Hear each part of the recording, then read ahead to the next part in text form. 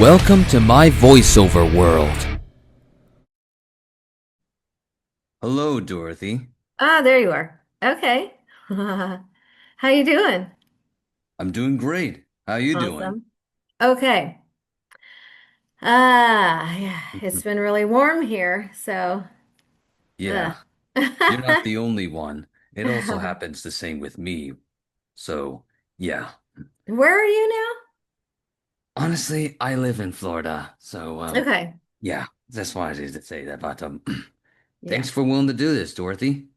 Yeah, it's been a while. Yeah, it has been a while, you know? It kind of reminds me of 1 year ago when I've interviewed your husband Tom, which he's hmm very awesome right there.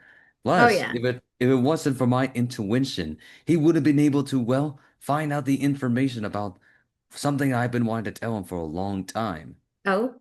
And that, yeah, that's what led to the improvement of just getting things settled. That way no one could mistake him for that character for someone else.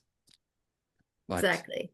But to put it plainly, I've been Mhm. making a lot of videos for you for over the past few years. Oh yeah? And yeah, Okay. the last video I did for you was about the characters and voice actors of Demon Slayer Entertainment arc.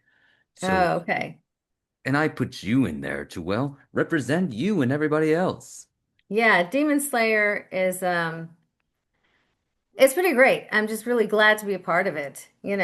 I as the mom, as I E play so many Kamato. moms, she's not in it a lot, but I got to do some things and be in one of the couple of the movies or and a game, I think, of Demon Slayer. So that was really fun. Indeed. Especially props to Steve Staley for directing you throughout the entire thing. Which Oh yeah. I got to meet Steve the other day, and I gave Yeah. him and he actually came to thank me for all the videos I've done for him and everybody That's else. nice. And that's Nice. why he's he even gave me recommendation to watch the Infinity Castle movie, and I did. How was it? It was awesome actually. Especially for Okay.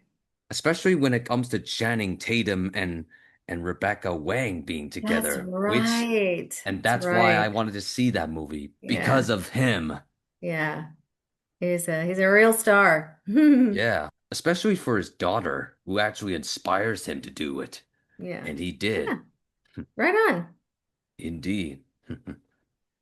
You know, I wanted to ask this question to you, something I should have asked you a long time ago, but Okay. do you recall which about the first ever audition you got yourself into, like your first ever character?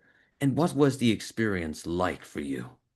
If I'm not mistaken, I hmm believe 1992 is where you were brought in to do Super Dimension Fortress Macross 2, where you got to play a lot of characters such as Elenish and Shia, if I'm not mistaken. Am I correct? Okay. Yeah, here's the thing. With all those early shows like Super Dimension Century Orgus and Macross 2, the movie, and um, just all that early stuff, I didn't have to audition for any of those because which one was it? Victor. And I can't remember the other guy's name now. Oh my God, it was terrible. Victor Garcia and a couple other guys that we Kevin knew. Seymour, Kevin was a part of that, but he wasn't at the very, very beginning. Raymond, It was Yutaka Masiba. That was it. Yutaka Masiba and Ken Iadomi and Victor Garcia, and they were the very first ones that me and Tom dealt with because they were bringing Japanese animation to America way back in the early 90s, and they needed actors. Um, and me and Tom knew Victor, and he knew that we were actors. I was stage actress, and Tommy was doing on-camera work because there was nothing at the time. There was no anime or video games or anything like that at all. So very, very few what you would call voice actors. The only ones that were around were the ones that were voicing like Saturday morning cartoons. So So in those early days, we got in because people knew that we were actors, not that we were voice actors, because we weren't yet. We became voice actors once they started casting us in all these early anime. So we didn't have to audition for any of the early stuff. They just knew us and they knew us by our voice. Tom, oh, you play the young lead, and Dorothy, your voice is great for the mom or the gal in charge, so you'll be playing Shia, and it was like that. So it was it was years before I actually had to start auditioning for things because the talent pool in those early days was so small that they would just contact us and say, "We want you, we want you, we want you, we want you for that and for this and for that." And it wasn't until more and more people decided that, hey, I'd like to do that. And then the talent pool started getting bigger and bigger. And that's when we started having to then now audition for things. But for years, we didn't even have to audition. They would just cast us in whatever they had. Interesting. Yeah. So, so that's what your first ever project was. I just all it, I just wanted to make sure so that now that I know that your first ever character was shy on others, I just so that just in case if I ever do a voice showcase for you, and not Hmm. just for you, but for Tom too, it Yeah. was all to make sure you all be represented for Seba's voiceover world, just like Yeah. how I did for many others for about 4 years from Tom Adcox Hernandez, Billy Kometz, and even Brad Venable, everybody, all to make sure they feel recognized. And you too will be part of it as well. Awesome. And and I will never break my promise at all. Okay. Now, without further ado, I'd like to ask you about these characters, about the questions about your characters, but Okay. you strap yourselves in for this one, but what was it like for you to be playing the character Mercedes von Mantis in Fire Emblem? Okay. That's interesting. Mercedes is a wonderful character. Really, I love her a lot. She's a very spiritual character. I find that she's probably the most different character in Fire Emblem Three Houses and Heroes and all the ones that she was in because she's because of that spiritual nature that she has. She's got a very like ethereal, calming, welcoming quality to her. And when I auditioned for that game, that was, one that I had to audition for. They usually email you something if they want you to audition for it, and you record it at home and then you send it back in. But at this one, they wanted us to come to the studio and they recorded our auditions there and gave us a little direction, which was great. That's always fun. But so I went in to audition and I think there were three roles that they had for me to audition for. And one of them was Mercedes. And she struck me right off the bat as different from the other ones. Um, and so when I auditioned for her, I thought, how do I bring that spiritual quality, that kind of I don't know, airiness to her. And so I just decided that I would put more air into her voice to give her kind of an airy quality, to give her a more spiritual sound. And she was like that. She was famous for saying, "May the goddess bless you." And that was how I decided that that was what I was going to do for the audition.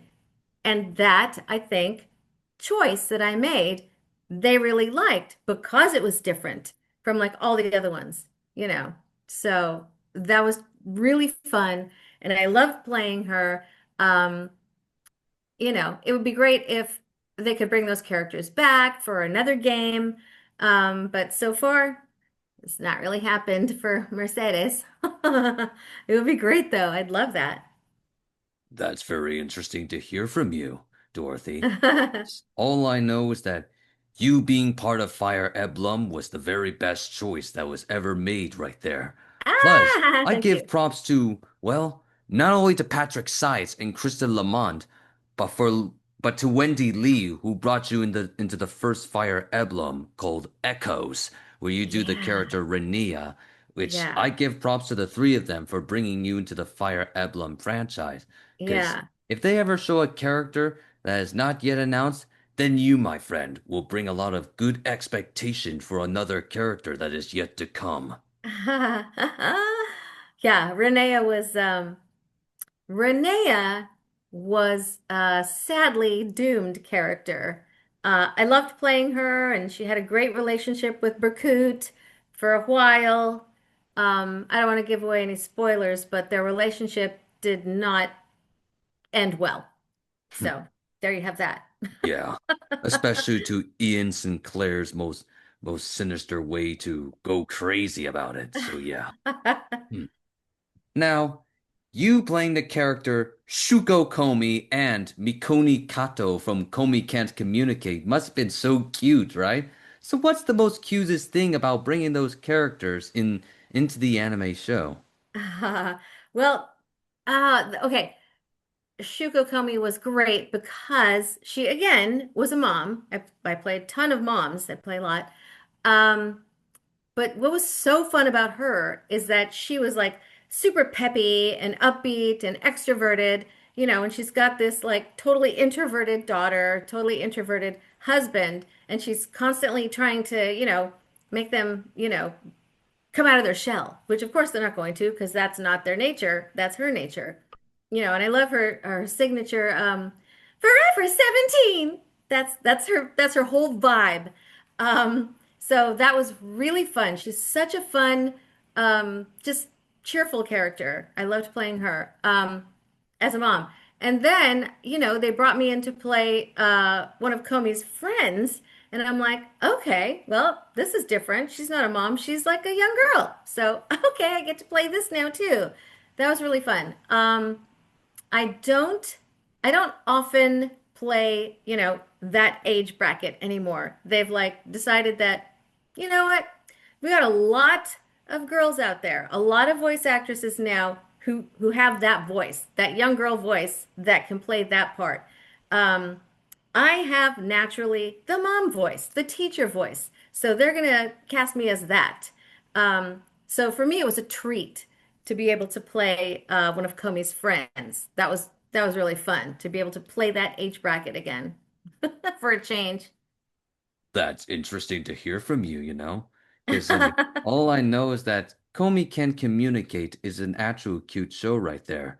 To It be is. It's honest, so to be cute. honest, well, to put it plainly, that show kind of reminded me of my personal life when it comes to my autism spectrum right there, and that the Hmm. mother that you played as reminded me of mine because she wanted me to come out from my shell all the time.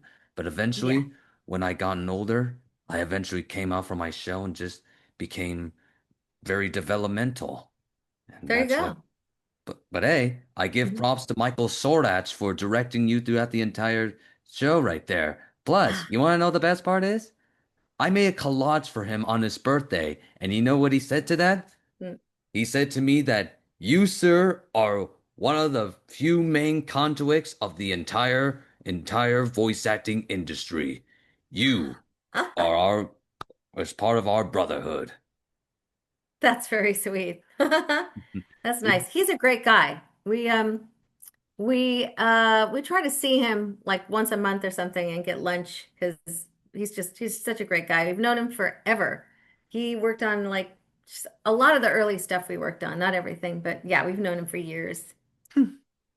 Oh, especially to Digimon, on the other hand, and other projects. Hmm. But it is what it is, for everybody's sake. Hmm. Now, Hmm. you being Meryl Stryfe in Trigun must have been the most legendary character, right?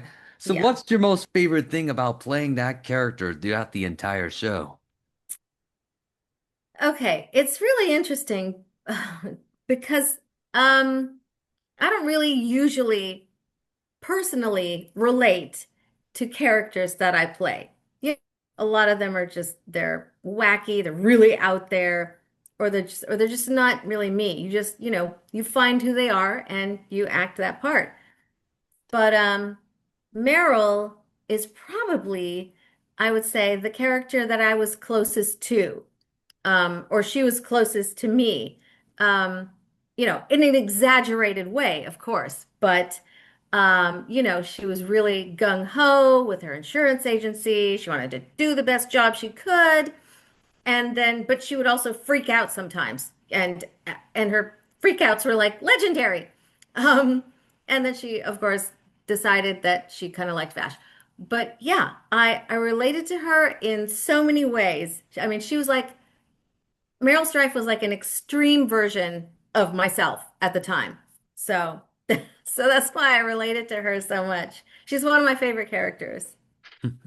Well, that's most interesting to hear from you, Dorothy, because all I know is that you being one of the main characters of the show was the most brilliant thing that was ever been done. And Ah, and the best yay! part is, I got to meet the voice director herself, Leah Sergant, aka Millie Thompson, your partner in Oh arms. yeah. And and also it's where Johnny Young Bosch's first ever anime role is in, and Yep. I actually thanked Leah for being the reason why Johnny has been brought there, and she said, "Well, it's my honor, Sebastian," and I told her it's what I do best, because hey, that's what anime is for, just bringing a lot of good expectations to all the entire people of Yeah. the entire world. Yeah. Yeah, Leah's terrific. She was a great director. And Yes, uh, and Johnny is, of course, a superstar. So indeed he is. Now, you playing the character Kuryu Kamaya in Rurouni Kenshin must have been so cool, right? So what's yeah. the greatest aspect you have brought into that character? Oh, aspect that I brought to that character. Well, um, that show went on for a long time, but it was a long time ago. I don't remember a ton about it. I remember that um, she also, in a different way, was very committed to what she was doing at the dojo, you know, and her teaching. And oh gosh, when she and Kenshin, like kind of became a thing. That was interesting because that softened her more, I felt, as a character. It was great. She still had that attitude, that teacher, that strength, but then she like got a softer side to her, which was what's really fun. And Richard Cancino, who played Kenshin, is such a great actor and such a wonderful person. It was like absolutely a joy working with him. It was great. And everyone in the cast. Well, that's interesting to hear from you, my friend, because all I know is that Eric Shelman, the man who brought you in there, Mm. which is for Bang Zoom, of course, Mhm. is the reason why you got yourself involved into a lot of Bang Zoom stuff. And Yeah. and you want to know something? Mm. They do it.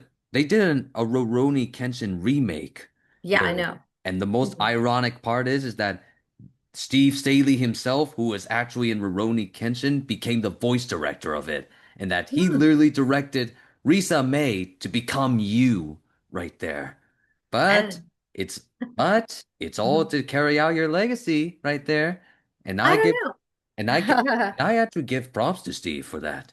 Because Yeah. hey, he's a great guy with very Mhm. good things. But Oh but yeah. I will always remember you doing the character. That is my word Thank on it. you. Of Thank course. you. Mhm. Now, you playing the character Margaret Leonis in The Seven Deadly Sins must have been so awesome to play as, right? So what's the most brilliant thing about being the character in that project? Okay.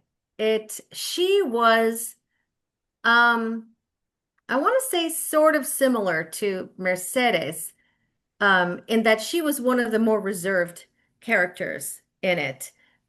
She was a little bit older, a few years older maybe. Um, and she never really went out of her comfort zone, um, as a character. So she was good. It was a good character to play. She didn't have a lot. She would come back every so often because she wasn't one of the main leads of the show. But um, I think I wish that she had more time, more screen time with Gil Thunder. That would have been really fun. But when she got changed into this character, Ludociel, um, at one point, she becomes this like kind of evil angel, Ludociel, at one point. And that was really great because she eventually, of course, came out of it and became herself again. But it was really fun to be able to play this like totally pure, good, steadfast character and then get to play kind of an evil version of her and then go back. That was really cool. That was my favorite thing. Well, that's the most brilliant thing to hear from you. All I know is that you being brought into that project was the most brilliant thing that both Chris Casson and, of course, Steve Staley has ever made. And I'm glad that you being part of it is what brings a lot of good expectations to the entire project right there. You know what's interesting? Steve Staley has been around a lot in my voiceover life, which I didn't even really realize until recently. Oh my God, he was on that project with me. Oh, he was on that too. And you know what else? Me and Steve Staley were in a theater company for a while together, and we were both in a production of Godspell, the musical on stage. And it was one of the most fun shows I ever did. I used to do a lot of stage acting, and yeah, and Steve Staley was in that with me. It was pretty fun. Wow, Yeah, that is something I did not notice until right now, yeah, but now I know. yeah. Remember the remember the show Tiger and Bunny 2? Yes, Do you yes. recall Little Aurora? Uh-huh. What do you like most about voicing that character, Little Aurora from Tiger and Bunny 2? Yeah, here, this is so funny. So again, I did not have to audition for that project. They just cast me in it. And they told me the title, Tiger and Bunny 2. My thought immediately goes, oh, it's going to be a cute little show, right? Tiger and Bunny. And my character is Little Aurora, so I'm thinking I'm probably going to play a little character like this, Little Aurora. Wow, was I wrong?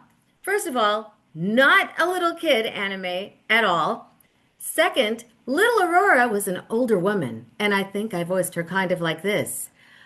And she was, her eyes were shut all the time. It was really interesting. She like sensed everything without having her eyes open. Um, she was really cool, and I wish that they would continue with that story with Little Aurora. I feel like it was left hanging, sort of, on the show. They do that sometimes. They'll record a certain amount of episodes or a couple of seasons, and then they don't continue it. And people are like, "Well, what's going to happen now? We want to see another season. I want to know what happens to that character." But it doesn't always happen. Like people are also waiting for another season of Comey Can't Communicate. They're like, when is that going to come back? It's such a cute show. It's you never know. You never know. Well, that's most interesting to hear from you about that character right there. But hmm, well, to put it plainly, you did a very good job playing that character right there. And I give Thank you. props to I'm trying to get his name right, but all right. If I'm not mistaken, I believe the man who brought you in that project must be Joseph Miller, right? Joseph Oh, Moeller, I meant, just Joseph for uh, short. you Or you may be right. You may be right. yeah, I literally don't always he's remember who directed what show that I worked on. I oh, just don't because yeah. after you've been working as many years as I have, sometimes like you don't remember certain things along the way. Well, well, but by all means, just you being part of it was just very brilliant, especially when your character gets to interact with a lot of people there, especially to my most surprised voice actor in it, Josh Keaton himself, Spectacular Spider-Man. Because when I noticed Josh in the show, I was like, it's you! No way! Josh Keaton? Spider-Man in anime? No way! Because you've been in anime around since 2015 alongside Jessica DeChico when she was in the show that you were in, Fate Stay Night. Mhm. And that it's like, boy, is it me or they sound a lot like anime characters rather than animation? And that's the most honest thing Yeah. I'm beginning to see so far. So that's something I wanted to express to you about. Hmm. Okay. Yeah. Now, you being part of Blue Box as the voice of a character by the name of Yukiko Inamata must have Mhm. been such a very nice character you played as, right? Mhm. So what's the Yeah. most nicest thing about being that character in the entire cute project? Yeah, Blue Box is just a wonderful show, kind of romantic. It might have even won Best Romance for the young characters who, are kind of, I like you. I don't know. Do you like me? Blah, blah, blah. All that goofy stuff. But I play the lead character's mother, again, playing a mom. But here's what's so wonderful. She was in it a lot. This mom in this anime Blue Box had so much more screen time than any of the moms I'd played up to that point. Because, anime is all about the young characters and what they're going through and their adventures. And, when they come home, they say hi to their mom, they, do, and gone. So that's all you see of the mom ever. But in this one, she's there a lot. He's at home a lot. They have conversations. I get to be my motherly self and give him advice, that whole thing. And so I love that. The mom that I get to play in Blue Box just has so much more. I feel it helps expand her character from just like generic mom to, oh, wow, she actually has a personality. So that was good. Well, that's most brilliant to hear from you, because all I know is that Blue Box has been around on Netflix since January, and that I give props to Haley for directing you throughout the entire series, because ironically, you played Mhm. Zach Aguilar's mother right there, and that since you played Tanjiro's mother, you get to Yes, be Zach Aguilar's mother as well. It's like, I know. what a whole world this is. And Well, it's so it's so, brilliant. yeah, it was funny too because I was at a convention one time and Zach Aguilar was there and Joshua Seth was also there. And he played Ty in Digimon and I played Ty's mom in Digimon. So I was Ty's mom and I was Zach Aguilar's mom. So I had to take a picture with both of them. I'm like, these are both my sons. Please take a picture of the three of us together. That was In- fun. Interesting. But you know what? You did reminded me about a question to ask you, but Mhm. what's the most brilliant thing when you were brought to play Lilymon and Yokoi Kamaya in Digimon? Or Ty's mother, to be short. Yes, yeah. Um, well, okay. Ty's mom in the show was, pretty much just a normal mom. She's taking care of her kids, taking care of her family. But in the movie, Digimon the movie, Ty's mom gets to have a little more fun because they decided that she would be a terrible cook. I don't know if you remember from seeing the movie, but there are scenes where she's in the kitchen and she's making some weird stuff, and the only one who wants to eat it is Izzy.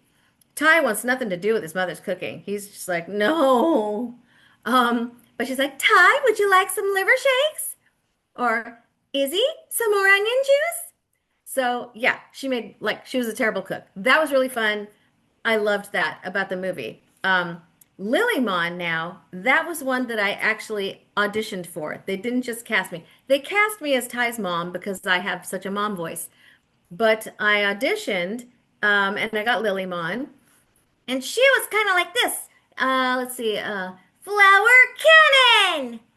So Lilymon was really fun because I got to do kind of a different voice than I usually did. Um, and in Digimon, characters digivolved up to the next character, like Agumon would digivolve to Greymon, and a new actor would take on that voice of Greymon. But I got to digivolve to Rosemon and I got to do that character as well. So I would go Lilymon Digivolve 2 Rosemon, and I got to play Rosemon too. So that was great. I felt like, okay, I'm doing both of those roles. And also in Digimon, in different, all the different seasons, I got to play Lilymon or Rosemon or Ty's mom or Lalamon or Lilamon or Sunflowmon or me and my husband played Babamon and Gigimon together. We were this battling couple who hate each other, even though they love each other. Well, that's most interesting to hear Yeah. from you. I've been Because in Digimon like all my life, I feel like, and it's so great. It is so great. indeed, Hmm. because the last time I saw you play that character, Hmm. Ty's mother, Hmm. was like around in 2024, where you alongside Tom and everybody else to be brought back for Sound Cadence Studios to play the three Digimon films, which Yeah. they literally got some new people to play the original characters, may they Yes. rest in peace. And Yes. that it brings a lot of good expectations to, well, live up the childhood and carry out the legacy of those who just willing to do anything to make Digimon a lot awesomer. But Yeah. as for the original, I give props to Michael and Wendy and Jeff for directing you throughout the entire franchise. Yeah. They were great. Great directors. They are indeed. Now, there's just one last question I'd like to ask to the time limit there, but you being part of the video game, which I may recall by the name of Dingaragara, the Oh, Danganronpa. Yeah. Danganronpa, playing both Danganronpa. these characters by the name of how I get the name right, but oh, wait, don't say anything, but okay, it's there. All right, Sayaka, Chihiro, and that other one, that other character, Tsumugi. Tsumugi. Yeah. Tsumugi, What? yeah. Th those characters right there must have been Yeah. so awesome to play as, right? So Oh what's my the God, most yes. brilliant thing about being those characters in the entire video game franchise? Well, okay, it's interesting because um, Sayaka and Chihiro were both in Trigger Happy Havoc, Danganronpa Trigger Happy Havoc, that video game. And Sayaka was so cute and sweet, and she was, the idol. She wanted to be a singing idol, and she unfortunately was not around for a long time. But Chihiro was throughout that whole game. And I don't know if you know this, I don't want to give any spoilers, but Chihiro had a big fat secret throughout that whole game that you didn't find out for a little while. Or I don't know, maybe you found out right away. But so characters who have a secret are really fun to play because you're trying to pull off this thing and convince people of something that maybe isn't true. So Chihiro was a great character. A lot of people love Chihiro. I do too. She's one of my favorite video game characters. Um, then in Danganronpa V3, I played Tsumugi. Um, I think Chihiro was only in that one, like in like a video that they watched at one point, little quickly. But Tsumugi, okay. So I used to go into sessions sometimes, and the director would like try and get me up to date on everything about the character. When I played Tsumugi, I didn't really find out everything about the character. I only found out as we were going along what was happening. And Tsumugi has a big fat reveal near the end of the game that I didn't even know. It shocked me. I was totally taken aback. Wow. Okay, so I've been playing this character this way the whole time, and then I find out near the end, oh, something completely different is happening here. So that was pretty amazing. That was really great. I love that character, Tsumugi. Interesting. So that's what you like about playing those three characters right there. Yeah. Because all I know is that you being part of that that whole Danganronpa franchise was the most brilliant thing ever. Plus, I give props to Wendy Lee for directing you throughout the entire series right there. Just Yeah. showing a lot of great aspects to making yourself sound different, just to Mhm. fool anyone to believing who is who. But for me, I'm already aware of who is who due to my good listening ears. So Yeah, yeah. Hmm. far out. Well, Dorothy, such an honor to meeting you after all these years, and that, to be honest, I was a bit unprofessional back then. But then, thanks to me going to conventions and because of my parents' advice, I gained something priceless. Mhm. That's what led to me becoming a more developmental person, and I accepted autism for what it has done, giving me unique abilities to influence others to do the right thing. Mhm. And that's the reason why I became very successful. And that's the reason why I interviewed your husband Tom on that day, so that I can understand things clearly of what I may do to make that knowledge into a reality. Nice. Yeah. Oh, By the way, Sebastian, I don't know if I ever told you this, but you have a great voice.